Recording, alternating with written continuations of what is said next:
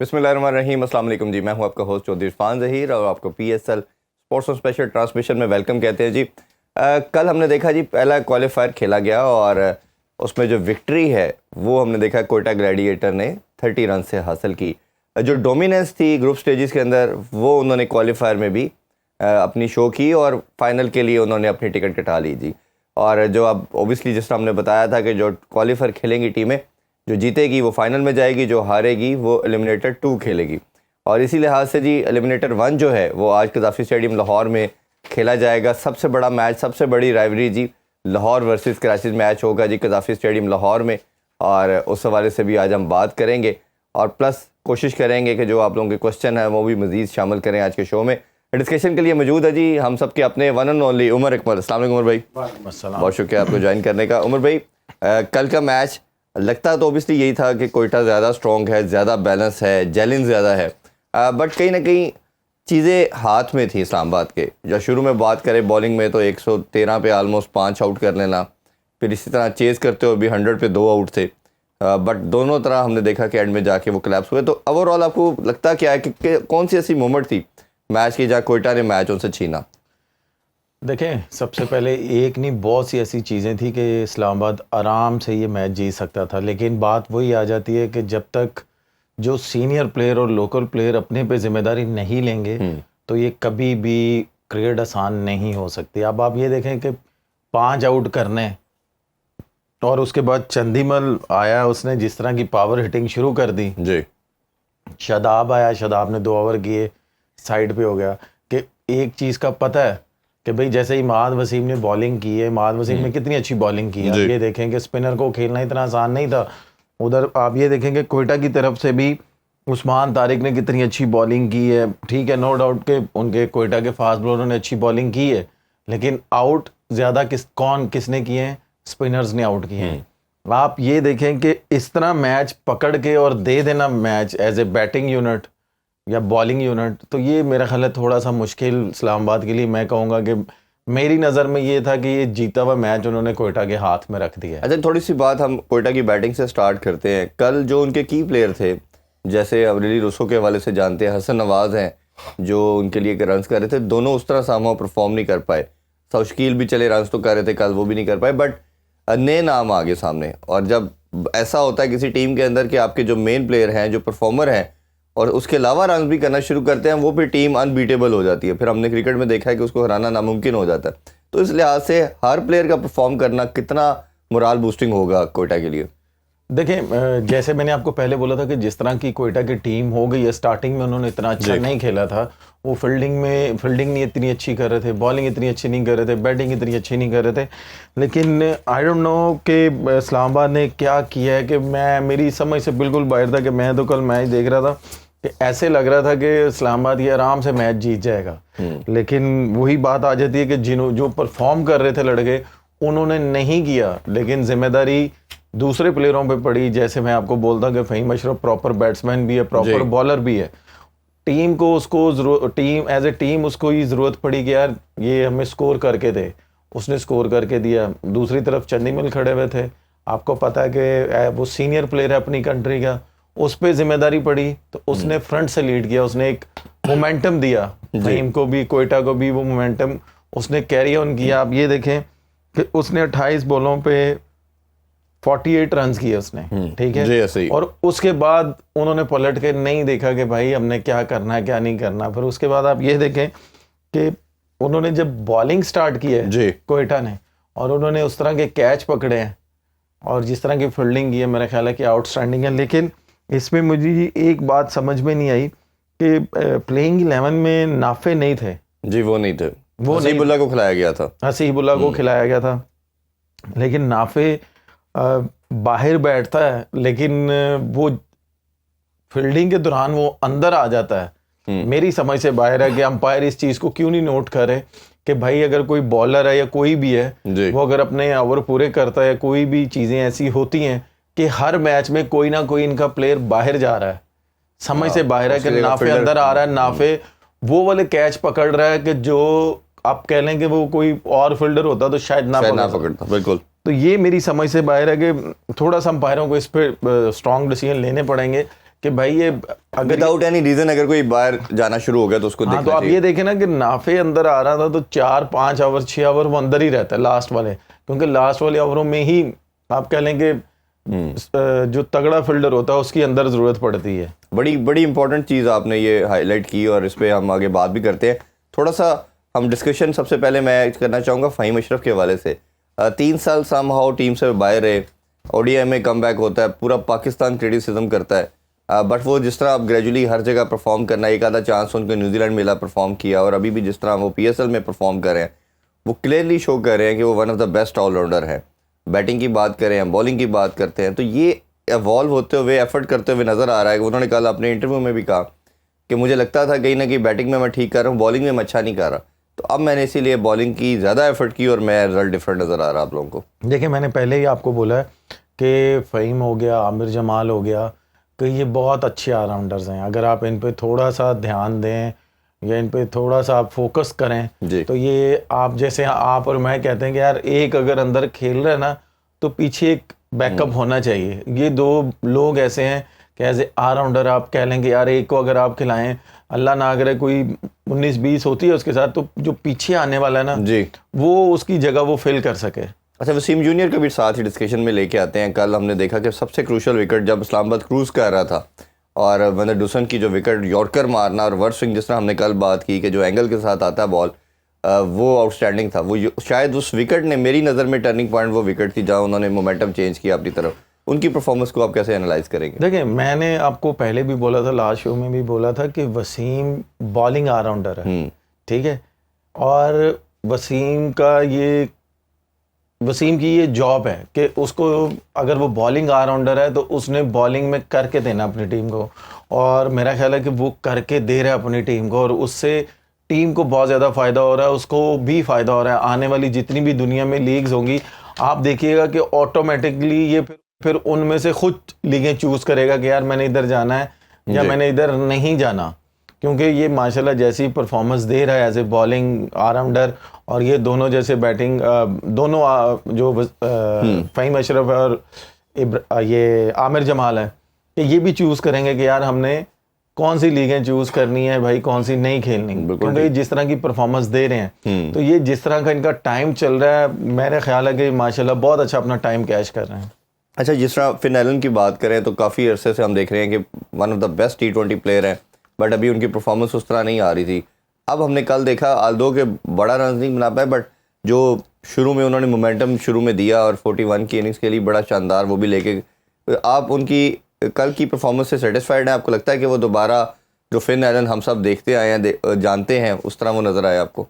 बिल्कुल, और जिस तरह उन्होंने हिटिंग अपनी की है एज ए सीनियर प्लेयर, मेरा ख्याल है कि आउटस्टैंडिंग उन्होंने की है, और जितनी तारीफ़ करें उतनी कम है। कि उन्होंने एक, आप ये कह लें कि एक मुश्किल में थी टीम और उसको उन्होंने एक थोड़ा सा बूस्टअप किया है, और नो डाउट पीछे से उन्होंने कैरी नहीं किया जो बाकी उनकी बैटिंग थी, तो अगर वो पीछे से कैरी करते तो उन्होंने एक मोमेंटम दे दिया था अपनी टीम को। बिल्कुल। अच्छा, थोड़ा सा इस्लामाबाद यूनाइटेड की बॉलिंग के हवाले से करना चाहेंगे बात। शुरू में पहले 5 जो मैचेस जीते बहुत आउटस्टैंडिंग बॉलिंग रही, फिर उसके बाद एक तो चेंजिंग इन्होंने बहुत ज़्यादा की, अब कोशिश कर रहे हैं कि चेंजिंग कम करें। उसमें अब जो बॉलिंग है इससे आपको लगता है कोई ऐसा प्लेयर जो ऐड होना चाहिए? क्योंकि बेन डॉरेस अच्छा कर रहे हैं, सुलमान को 2 मैचेस लास्ट मिले हैं, अच्छा उन्होंने भी कल भी 34 पे 2 आउट किए। स्पिनर में इमाद अच्छा करता है, शादाब अनप्रडिक्टेबल है, हमें नहीं पता चलता कि वो पूरे ओवर भी कर पाते हैं या नहीं कर पाते। तो ओवरऑल आपको लगता है कोई ऐसा प्लेयर इनकी टीम में ऐसा होना चाहिए, या आप लगता है कि इसी कम्बिनेशन के साथ जाना चाहेंगे? देखें, पहली बात तो ये है कि सलमान अली आगा भी पाकिस्तान टीम में पूरे 4 ओवर करता है या 3 ओवर करता है। शादाब 2 ओवरों में 19 से 1 विकेट, अगले 2 ओवर नहीं किए। आई डोंट नो कि क्यों नहीं किए। कि आप ये देखें कि शादाब माशाल्लाह इतना शार्प उसका माइंड है कि भाई जब मेन प्लेयर उनके खेल रहे थे, पार्टनरशिप लगी हुई थी, उस वक्त वो नहीं आया, जैसे ही उनका वो आउट हुआ है तो साथ ही शादाब आया है जी। और शादाब ने बॉलिंग की है, 1 ओवर किया, और दूसरे ओवर में जैसे चंदीमल ने उसको चार्ज किया है उसके बाद उसने चांस ही नहीं लिया कि भाई मैं अब क्यों मौका दूं किसी को बात करने का। जी भाई आप सीनियर प्लेयर हो, आप कप्तान हो टीम के, और आप ये फ्रंट बात से लीड करो। हर मैच में कही है कि इसको 4 ओवर जरूर करने हैं, जो भी रिजल्ट आए। हाँ देखिए जो भी रिजल्ट आए या ना आए, वही आपकी और मेरी बात हम बार बार कहते हैं कि यार एक रोल इसको दे दें कि भाई आपने 2 ओवर के लिए पाकिस्तान खेलना है, जी ठीक है। अगर आपने 1 ओवर करवाना है या 2 ओवर करवाना है, उसकी बेस पे अगर आपने पाकिस्तान खेलना है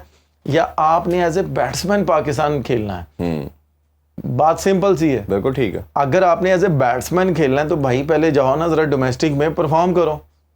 अब आप 30-35 पे तो कंटिन्यू नहीं कर सकते ना पाकिस्तान। आप ये देखें कि आप as a bowling allrounder consider हो रहे हैं, आप बैटिंग ऑलराउंडर कंसिडर नहीं हो रहे। बिल्कुल। और पहली बात ये है कि आप बॉलर हैं, आप बैटिंग कर रहे हैं, वो ठीक है, आपका प्लस पॉइंट है। और उसमें 20-25 कर दें तो एक एडिशनल अब आप ये देखें ना कि अगर बांग्लादेश सीरीज में आपके पास सिर्फ एक इब्रार है, जी ठीक है, इब्रार है, वो अच्छी बॉलिंग कर रहा है। दूसरी तरफ से अगर शादाब 2 ओवर करता है, उसको मार पड़ती है या कुछ भी होता है, तो आपके पास कौन है? सलमान अली आगा, सलमान अली आगा साइम है, ठीक है, ये साइम है या खुशदिल शाह है। भाई आप वही बात आ जाती है कि यार तुम्हारी मेहरबानी यार 1 ओवर कर दो यार, हमारी जान बचा लो यार, तुम भी 1 ओवर कर दो यार, हमारे मेन बॉलरों से बॉलिंग नहीं हो रही। तो भाई जब तक आप अपने, वो कहते हैं ना कि जब तक आप किसी मिशन पे जाते हैं तो जब तक आपकी चीजें पूरी नहीं होती, अपनी इक्विपमेंट तो पूरे रखेंगे ना आप। अगर आपकी चीजें पूरी नहीं होती तो भाई आपको वो मिशन कैसे सक्सेसफुल रहेगा? बिल्कुल। मुझे ये नहीं समझ आ रही अभी तक कि वो प्रॉपर एक चीज क्यों नहीं लेके जा रहे कि भाई आप 5 ओपनर तो अनाउंस कर रहे हो, आप 5 ओपनर अनाउंस कर रहे हो, तो फिर भी शादाब ने नंबर 4 पे खेलना है, तो भाई समझ नहीं आ रही। अच्छा ये हमने बात तो पीएसएल की कर ही रहे हैं, अभी इस मैच पे मैं दोबारा आऊँगा।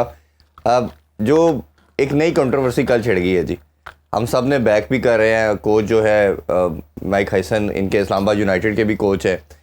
3 प्लेयरों के हवाले से सुनने में आ रहा है कि ये मीडिया की रिपोर्ट भी है, और ये पता चला कि 3 प्लेयर जो सिलेक्शन कमेटी है उन्होंने सेलेक्ट किए, जिसमें हमें हैदर अली का नाम आया, सुफियान मुकीम का आया, और एक और प्लेयर था। तो उनको जो सेलेक्ट किया गया, और अब्बास अफरीदी, इनको सिलेक्शन कमेटी ने सेलेक्ट किया। उन्होंने 3 प्लेयरों के नाम काट के डिफरेंट ऐड कर दिए, जिसमें से एक सुफियान की जगह पे शायद एक allrounder, fast bowling allrounder add किया गया, और इसी तरह नसीम शाह को ऐड किया गया अब्बास अफरीदी के ऊपर। अब्बास अफरीदी इस टाइम पीएसएल के हाईएस्ट विकेट टेकर भी हैं। तो ये अब ये जो शुरू में पहली असाइनमेंट के अंदर ही रिफ्ट पैदा हो गई है सिलेक्शन कमेटी की और कोच की, जो हम बात करते हैं गोरा अपनी मर्जी से चलता है, तो अब ये आपको लगता है कि ये फ्यूचर में फिर इनकी डायरेक्शन चेंज हो जाएंगी? और ये तीनों डिसीजन लिए हैं कोच ने, क्या ये ठीक है? देखिए कोच तो एक बात की बात है ना, सबसे पहले डिपेंड करता है कप्तान पे। या तो फिर कप्तान इतना स्ट्रांग नहीं है, कप्तान इन्होंने डमी बनाया हुआ है कि भाई चुप करके कप्तानी करो अंदर, प्लेइंग 11 भी हम टॉस वाला कप्तान, प्लेइंग 11 भी हम तुम्हें देंगे।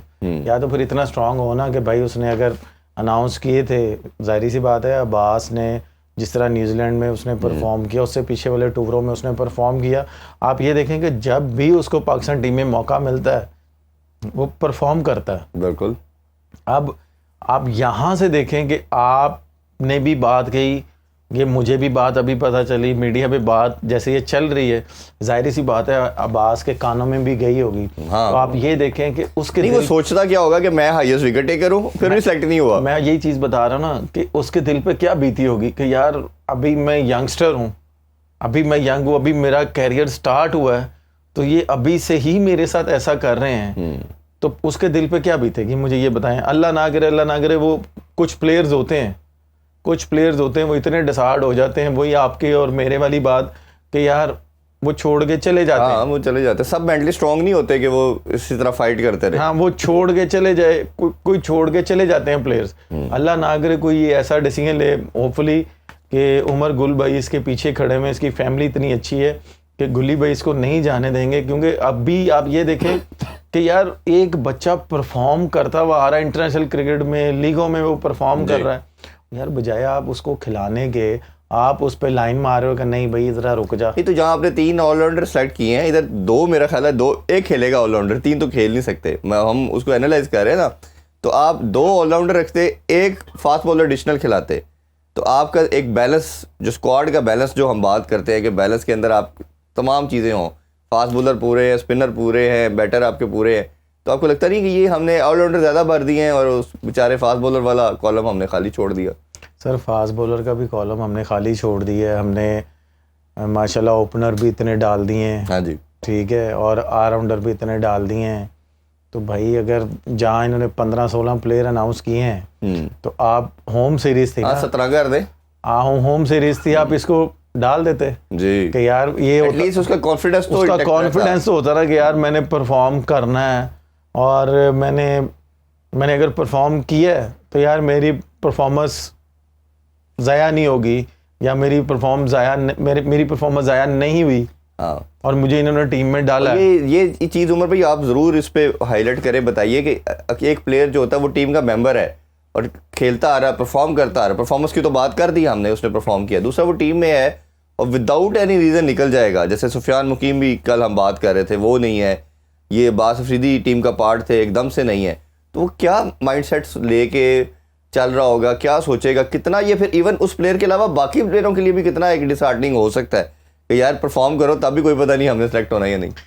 सर देखें, वही एक बात मैं यहाँ पे ज़रूर रिपीट करूँगा, 2017 में जब मैं वापस आया था ना, तो उस वक़्त मैंने सबको बोला था कि अल्लाह की लाठी बड़ी बेनियाज होती है, अल्लाह ताला दे के भी आजमाते हैं और ले के भी आजमाते हैं, ठीक है। और अगर आप ये देखें कि अगर आप इस तरह का काम करेंगे, कल को आप पे भी ये टाइम आएगा जी, ठीक है। और जब ये मैं बातें वहाँ से बोल के आया था ना, तो आप सबके सामने वो चीज़ें आ गई थी, और मैंने आपको पता आपके ही शो में बैठ के बोला था जी कि भाई ये पाकिस्तान है, अगर कोई किसी के साथ ज्यादती करता है ना, टीवी पे आ जाता है मैक्सिमम 1 सीरीज़ 2 सीरीज़, उसके बाद फिर अल्लाह ताला ने रिस्क अपने पास रखा हुआ है। अल्लाह ताला तो पहाड़ों में चूंटियों को भी रिस्क देता है। जी जी बिल्कुल बेशक। सिंपल सी बात है, अगर अब्बास को यहाँ पे अगर आप नहीं खिलाएंगे तो मुझे इतना बिलीव है एज ए क्रिकेटर, वो जितनी अच्छी फॉर्म में है, जितना अच्छा वो डिलीवर कर रहा है, आप यकीन माने उसको लीगों कोई ना कोई पकड़ लेगी, वो जाके लीगों में खेलेगा, लीगों में अपनी जान लगाएगा जी। तो जब वो पाकिस्तान टीम में आप उसको बुलाएंगे, क्या पता वो कह दे यार मैंने नहीं आना, मैं रिटायरमेंट अनाउंस करता हूँ। बड़े प्लेयरों ने ऐसे किया है कि भाई वो रिटायरमेंट अनाउंस करते हैं, अपनी लीगों में अपना पैसा कमाते हैं, जब लीगें सारी ओवरऑल ख़त्म होती हैं तो फिर वो रिटायरमेंट वापस लेते हैं, फिर आप कहते हैं जी आओ जी पाकिस्तान टीम में खेलो। अभी रिसेंट मिसाल हमारे सामने है, मैं वही बता रहा हूँ ना जी। ब्रेक की तरफ बढ़ते हैं, ब्रेक से वापस आके इसी डिस्कशन को कंटिन्यू करेंगे, और हैदर अली के हवाले से मैं खुसूसन उमर पूछना चाहूँगा कि इस लड़के ने आखिर ऐसा क्या किया है कि सबको चांस मिलता है, ना इसको लीग में खिलाया जा रहा है, ना इसको टीम में सेलेक्ट किया जा रहा है। हमारे साथ ही इस पर बात करते हैं। Welcome back in sports on, आप देख रहे हैं PSL स्पेशल ट्रांसमिशन। जी उमर भाई, ब्रेक से पहले हैदर अली का क्वेश्चन मैंने छोड़ा था कि एक ऐसा प्लेयर जो 2-3 साल में हमें लगा कि बहुत टैलेंटेड है, परफॉर्म भी किया, इन और आउट रहा, डिफरेंट नंबरों पे खिलाया गया, लीग में भी यही उसके साथ रवैया रखा गया, और इंटरनेशनल में भी जब वो टीम में आया तो कभी 3 पे, कभी 5 पे, कभी 7 पे, और अभी तो ये है कि इस दफ़ा उसको रेगुलर खिलाया भी नहीं जा रहा। तो उसका कसूर क्या है, और ऐसा करने से उस पर कितना ज़्यादा इफेक्ट आएगा? देखिए इफेक्ट तो हर प्लेयर पे आता ही है, अगर जो परफॉर्म कर रहा हो, जैसे आपने और मैंने इससे पहले अब्बास की बात की और अब हैदर की हम लोग बात कर रहे हैं, उसका कसूर ये है कि भाई वो परफॉर्म कर रहा है, और दूसरा वो काउंटी खेलता है और काउंटी में जाके भी वो परफॉर्म करता है, लीगें खेलता है, लीगों में भी जाके परफॉर्म करता है। असल में जो प्रॉब्लम है ना, वो प्रॉब्लम ये है कि वो नंबर 3 नंबर 4 पे खेलता है, ठीक है, नंबर 5 6 पे तो आप खिलाते हैं, ये नंबर कप्तान और वाइस कप्तान ने ले लिए, तो फिर मुझे आप खुद बताएं। अब देखें ना कि शादाब बॉलर है, आप बॉलर को नंबर 4 पे खिला रहे हो और बैट्समैनों को आप नीचे लेके जा रहे हो, तो ये बहुत बड़ी ज्यादती है मेरा ख्याल है। और इसी वजह से हैदर के नाम पे उन्होंने लाइन लगाई है कि यार शादाब है भाई, इस्लामाबाद यूनाइटेड का कप्तान भी है, उधर आप ये कह लें कि उन शायद भी मेरी नज़र में उसको फेवर दी गई हो, और मेरी नज़र में ये है कि ये उसके लिए सीरीज़ बहुत क्रूशल होगी। अगर इसमें उसने ना कुछ किया तो फिर एक बहुत बड़ा क्वेश्चन मार्क आ जाएगा शादाब पे। और पहली बात यह है कि इस सीरीज़ में आपको उसामा मीर को चांस देना चाहिए था। बिल्कुल, और मेरा ख्याल है कि जिस तरह उसकी भी परफॉर्मेंसेस रही हैं। अच्छा, ये सलमान अली आगा की परफॉर्मेंस आपने कल देखी, फाइटिंग इनिंग्स तो थी, 45 की कोशिश की बट फिनिश नहीं कर पाए। आप क्या उनका नंबर से लगता है कि इंटरनेशनल और टीम में ये ठीक नंबर है उनके लिए? और दूसरा, आप उनको इवॉल्व होते हुए कैसा देख रहे हैं? आप लगता है कि ये एक अच्छा पाकिस्तान का एज ए लीडर के तौर पर भी सामने आ सकेंगे? आप मुझे सबसे पहले ये बताएं, जब सलमान अली आगा आए थे उन्होंने स्टार्ट कैसा लिया था? वो तो ऑब्वियसली टेस्ट टीम के बात करें या कल के मैच की बात कल के करें? मैच की बात कर रहा हूँ मैं। हाँ, थोड़ा सा कॉशियस लग रहे थे शुरू में। कॉन्शियस लग रहे थे और उसके बाद जिस तरह उन्होंने बॉल लिए हैं तो मेरा ख्याल है जिस तरह का विकेट था और जैसे 2 आउट सिर्फ हुए थे, अगर वो उसी मोमेंटम को कैरी ऑन करते तो शायद मेरी नज़र में ये 3 से 4 बॉल पहले ये मैच ख़त्म होना चाहिए था। सलमान अली आगा ने बहुत, आप कह लें बहुत नहीं, टाइम लिया, उसकी वजह से 7 वाले बैट्समैनों ने चांस लिया उस पर, वो आउट हुए हैं। अगर सलमान आते ही, हालांकि सेट वो थे, उनको लेना चाहिए था, उनको चांस लेना चाहिए था। जैसे आप ये देखें कि फ़हीम अशरफ आया, उसने टाइम लिया, लेकिन जैसे ही चंदीमल आया उसको नज़र आया कि नहीं भाई फ़हीम स्ट्रगल कर रहा है, उसने चांस लेना शुरू कर दिया और उसमें वो कामयाब हुआ, उसको सक्सेस मिली। और उसके बाद आप ये देखें कि साथ ही फ़हीम अशरफ ने किया। अगर आप ये देखें कि जैसे ही सलमान आया था, अगर उसको माशाल्लाह उसके बॉल इतने मिडल होते हैं, तो अगर वो स्ट्रेट अवे आके 1-2 बॉलों के बाद अगर वो शुरू होता, क्योंकि माशाल्लाह वो स्पिनर्स को जितना अच्छा खेलता है जी, तो मेरा नहीं ख्याल कि उसको पलट के देखना चाहिए था। और ये तो हम क्रिकेट का बेसिक फंडामेंटल है कि बैटर ने चांस लेना है। आप अगर दूसरे एंड वाले टेल को कहेंगे जो अभी आया कि चांस ले, तो ये नहीं बनता। अच्छा, ये साहबजादा फरहान की बात करें, हाईएस्ट रन गेटर भी नज़र आ रहे हैं, परफॉर्म भी अच्छा कर रहे हैं, बट कहीं ना कहीं मुझे पर्सनली लगता है कि शायद वो जिस तरह फ्री फ्लोइंग खेल रहे थे और गुस्से वाला जो एलिमेंट भी नज़र आता था उनकी बैटिंग के अंदर, मार धाड़ के अंदर, कहीं से वो भी कंट्रोल हो गया। अब उनका स्ट्राइक रेट भी आप देखें तो 150-60 के करीब रहता है, शुरू में 200 प्लस रहता था। और हम ये बात करते थे, ये देखे वाहिद प्लेयर है पाकिस्तान में कि जो आके अब बता रहा है दुनिया को कैसे क्रिकेट खेलनी है। लेकिन अब हमने देखा कि वो और इम्प्रूव करते, वो भी बाकियों की तर्ज पे आके क्रिकेट खेलना शुरू हो गया। तो आप क्या इसकी रीज़न समझते हैं? देखें, रीज़न्स कुछ भी नहीं है। देखें, पहले उसके साथ जो भी ओपनर था या नंबर 3 था, वो स्ट्राइक रेट उनका बहुत अप होता था। उसको होता था कि यार मैंने फ्री खेलना है, अगर अल्लाह ना करे कुछ हो जाए तो पीछे से ये संभाल लेंगे।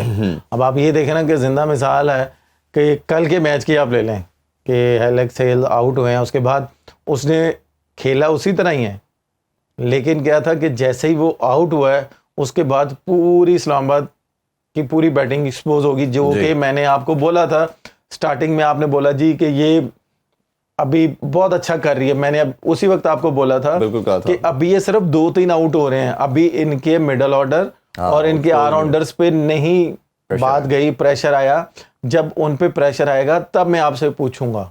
अब आप ये देखें कि अगर ऊपर से 2 आउट होते हैं या 3 आउट होते हैं, उसके बाद उनकी बैटिंग सारी एक्सपोज हो जाती है।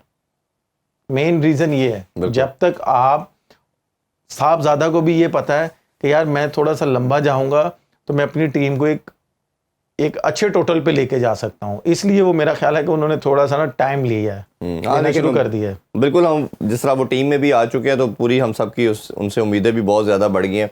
अच्छा, कोयटा की अगर बॉलिंग की भी थोड़ी बात करें तो इस PSL में हाईएस्ट विकेट्स भी कोयटा ने हासिल किए हैं और वैसे भी परफॉर्मेंसेस हर बॉलर परफॉर्म करता चला जा रहा है, चाहे जिसको भी चांस दें।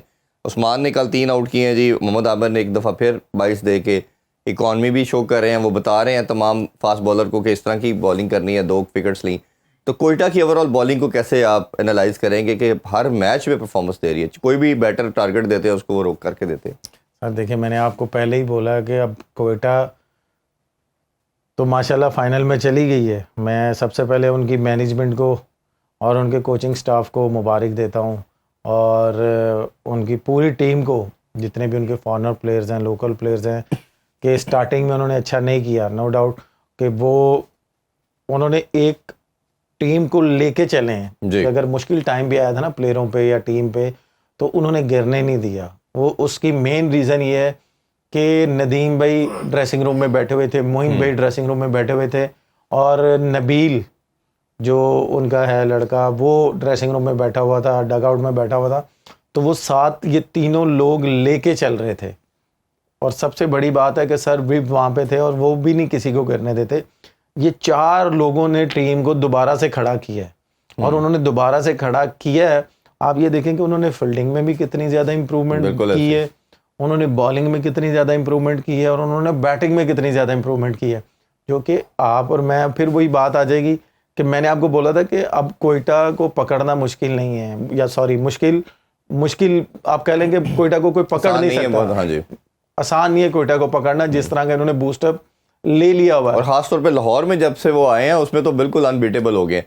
अच्छा, जो साउथकील की हमने बैटिंग के ऊपर तो बहुत बात की, क्रिटिसाइज भी हमने बहुत किया, बट कप्तानी उसकी बहुत आउटस्टैंडिंग है। खास तौर पे फील्ड प्लेसिंग की हम बात करते हैं, बॉलिंग चेंजिंग की बात करते हैं, जब भी वो बॉलिंग चेंज करते हैं, जो बॉलर आता है विकेट लेके देता है, तो आप उनकी कप्तानी में वो देखते हैं वो तमाम इंग्रेडिएंट्स मौजूद हैं जो एक कप्तान के होने चाहिए।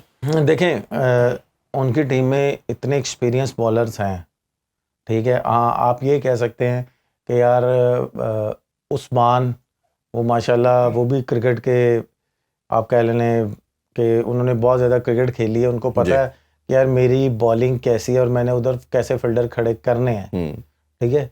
आप कप्तानी तब ही पता चलती, नो डाउट डोमेस्टिक में ही इसने कप्तानी की है, और जब भी चेंजेस किए हैं कराची की तरफ से काफ़ी ये कर रहे हैं, ये टाइम कर रहे हैं। लेकिन मुझे जहाँ तक मुझे आइडिया ना कि मोइन भाई गाइड करके भिजवाते हैं अंदर कि भाई इस तरह। हाँ, जब शेन वॉटसन था उस वक्त उसको बताने की इतनी ज़रूरत नहीं पड़ती, तब भी मोइन भाई उससे बात करते थे। और ये वो प्लेयर है जो 33 मैचेस बाहर बैठा है 4-5 सीजन में, ये मतलब बाहर बैठे रहे टीम प्लेइंग 11 का। मैं वही आपसे बात करूंगा ना कि आप ये देखें, कप्तान का पता तभी चलता है कि ठीक है यार मैं स्ट्रगल कर रहा हूँ, अच्छा भाई मैं अपना नंबर किसी को देता हूँ, तब इंसान का और कप्तान का पता चलता है कि भाई ये कप्तान टीम के लिए कितना ऑनेस्ट है और ये कप्तानी इसको आती है करने। और सेल्फिश आप ये देखें कि आमिर उसको पता है कि भाई मैंने बॉलिंग कहाँ करनी है जी, और उसको वो खुद ही उससे फील्डिंग मांगता है और वो देता है।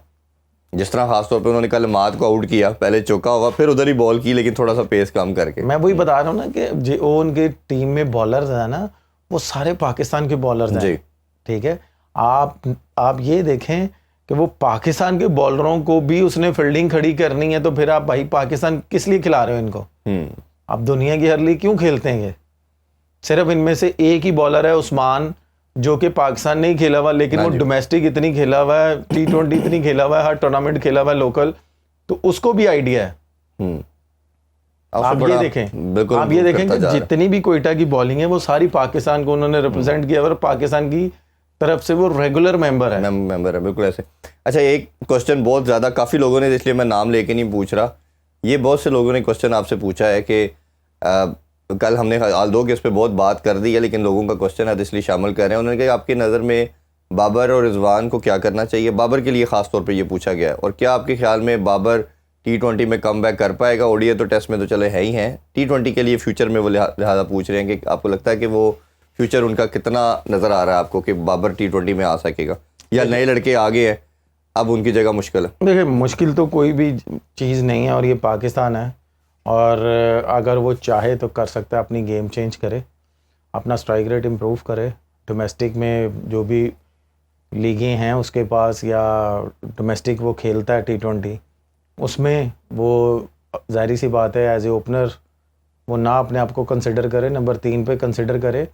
जो भी अगर उसको इस सर्कल में बारी आती है तो सर्कल को अच्छे तरीके से यूटिलाइज़ करे, सर्कल के बाद बारी आती है तो उसको ये पता होना चाहिए कि यार मैंने फिर भी 160-170 के स्ट्राइक रेट से ही खेलना है जी, या मैंने या इससे प्लस खेलना है, तब ये कम बैक कर सकता है। और रिजवान के लिए भी यही है, ये डिपेंड करता है प्लेयर्स पे खुद पे। अगर ये करना चाहते हैं तो इनको अपनी गेम चेंज करनी पड़ेगी, अगर ये नहीं करना चाहते जैसे इनका दिल करता है वैसे खेल। हाँ, लड़के अब तो आगे प्रूव भी करें। लास्टली आज बड़ा मुकाबला लाहौर कराची का, दोनों में से ज़्यादा आपको कौन सी लगती है साइड ज़्यादा बैलेंस है, बेहतर है, और आपको लगता है कि वो आज का मैच ले जाएगी मार्का? सबसे पहले टॉस पे डिपेंड करता है। मेरी नज़र में, जैसे आप और मैं पूरे PSL में मैंने आपको बोला है कि जो टॉस जीते वो पहले बारी करे, या जो पहले बारी करता है उसके लिए आसानी होती है। आप ये देखें कि जितने भी मैचेस हुए हैं, सिवाय वही बात आ जाती है 2-3 मैचेस में 2-3 ही है कि जो चेज हुए हैं, अदरवाइज जिन्होंने पहले बारी की है वो जीते हैं मैच जी। और अगर तो जिसने पहले बारी की उसके लिए वो मैच थोड़ा सा आप कह सकते हैं आसान होगा, क्योंकि सेकंड टाइम विकेट का बिहेवियर चेंज होता है। बिल्कुल ऐसा ही है। बहुत शुक्रिया उमर भाई आपका जी। इंशाल्लाह कल आप लोगों से मुलाकात होगी। बहुत सा ख्याल रखें, PSL को एंजॉय कीजिए, इसको सपोर्ट करिए, हमारा अपना ब्रांड है, हमारी अपनी कमोडिटी है। अपना ख्याल रखें। अल्लाह हाफिज़। पाकिस्तान जिंदाबाद।